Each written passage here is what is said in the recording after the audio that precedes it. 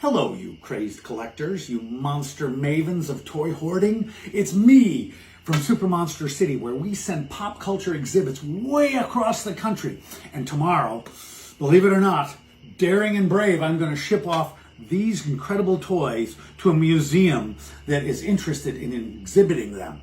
And this is about Big Daddy Roth and Rat Fink. Rat Fink was a phenomenon in the early 60s. You might say the anti-Mickey Mouse, created by a custom hot rod design painter called Big Daddy Roth.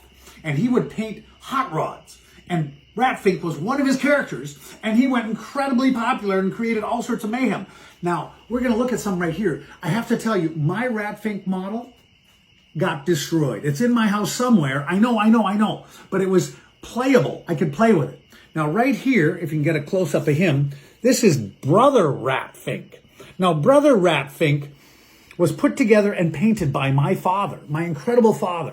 And what he did is he took the rats and the little tombstones from the Aurora monster model customizing kit and put them around Brother Rat Fink. The Rat Fink line and all the Big Daddy stuff was from Revell models. So we've got a Revell model with Aurora customizing. I love this piece. The other piece that hasn't been traveling lately because he falls over, he is off balance, I won't touch him. He needs a T-stand that goes up around his chest so he won't fall over. This is Super Fink on a skateboard way back from when. And so that's Big Daddy Roth, Super Fink. His arms are fragile. They've been glued already before. Now, if we take a look, I'm going to show you something else that was really big back in the 60s. These were capsule Rat Finks. I think they cost me $0.05 a piece.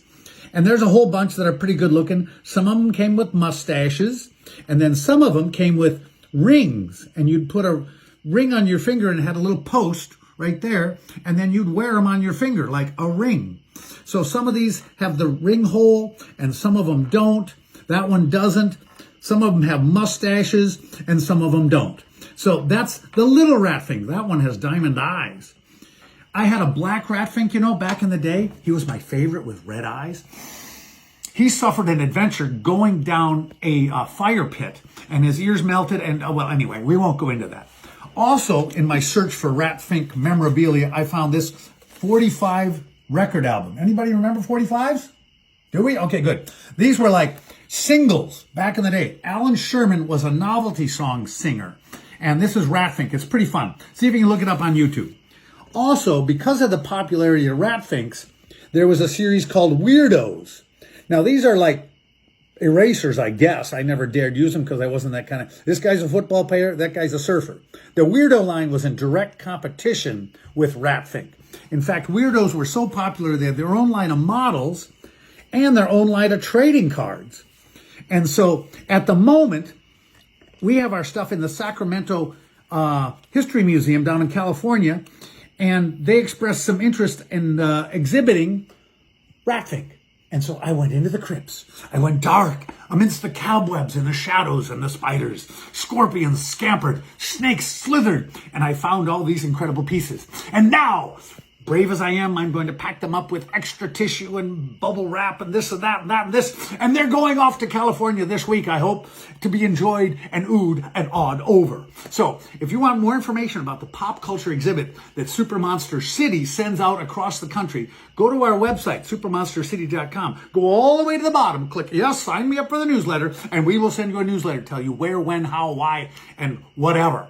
And don't forget, look for us on YouTube. Share us with other groups that you know like this stuff. This is a bit long, but I'm kind of excited, and I want to make sure that if these guys get lost in the Indiana Jones timescape of lost packages, that at least now we have these two pictures for all eternity of our Rat Finks that my father painted when I was a little tiny kid.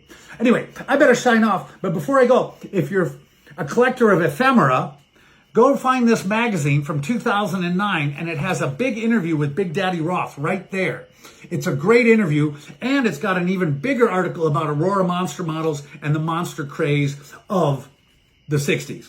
I was there. I'm a monster kid. Enough gobbledygook and willy-nilly bantering by me. I will rave on later. Take care. See you later. Bye-bye.